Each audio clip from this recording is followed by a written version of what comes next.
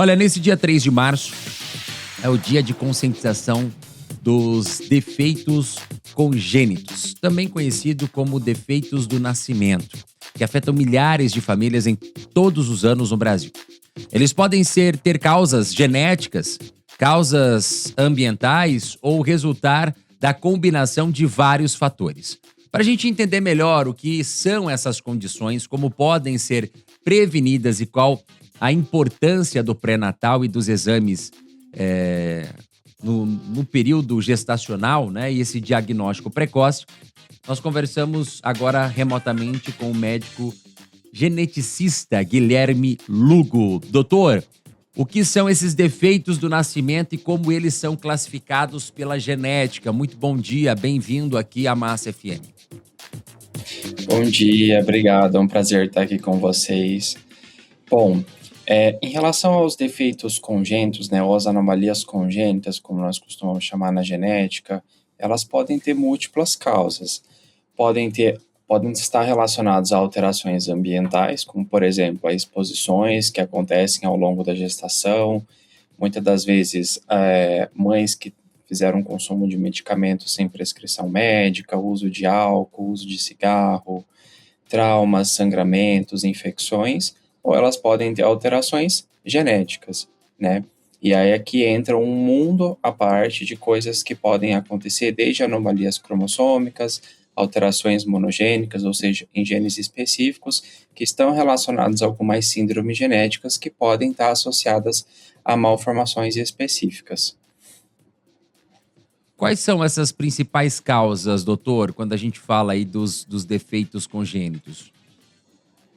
Bom, as principais causas, né, como eu disse, tem as alterações ambientais e genéticas. Quando a gente fala das genéticas em si, a gente tem as alterações cromossômicas, ou seja, aquelas que levam a danos nos cromossomos e que resultam em malformações. Um exemplo muito comum seria a própria síndrome de Down, né? Que a síndrome de Down, para quem não sabe, ela está relacionada a múltiplas malformações. Por exemplo, alterações na região do esôfago, na região da traqueia, as cardiopatias congênitas, alterações no sistema nervoso central, malformações em órgãos da região abdominal. Então, isso é um tipo de anomalia cromossômica clássica relacionada a malformações. De igual forma, existem outras síndromes que também podem causar essas alterações, né? Então, a origem geralmente é uma coisa que a gente vai conseguir determinar com base no histórico da família, no histórico da gestação durante a consulta com um médico geneticista. Sim. Doutor, quando a gente fala de prevenção, existe forma de prevenir esses casos? Sim. Via de regra, assim, a gente precisa entender essa questão da origem. Então, veja bem, se eu tenho fatores ambientais que causam risco, eu vou tentar evitar esses fatores ambientais ao longo da gestação. Então, é por isso que existem algumas recomendações universais. Por exemplo, não fazer uso de bebida alcoólica durante a gestação. Essa recomendação existe para evitar problemas no bebê, incluindo malformações. Mulheres que pretendem engravidar devem iniciar a reposição do ácido fólico antes da gestação e manter até um certo período após a gestação. Essa recomendação existe para evitar o que a gente chama de defeitos de tubo neural. São aquelas crianças que podem nascer com buraquinho ou com defeito na coluna, né? Medicações, né? Muitas medicações podem causar alterações, por exemplo, a clássica, a talidomida, que antigamente se usava muito, e com isso começaram a nascer crianças com defeitos dos membros, né? O próprio Roacutan, a isotretinoína, enfim, várias medicações. Então, essas situações, elas podem ser evitadas se a gestante fizer um pré-natal adequado e seguir sempre as recomendações médicas. Do ponto de vista genético, existe sim a possibilidade de evitar algumas alterações, mas para isso é fundamental a gente entender a origem daquela malformação. Então, o que eu digo sempre para os meus pacientes?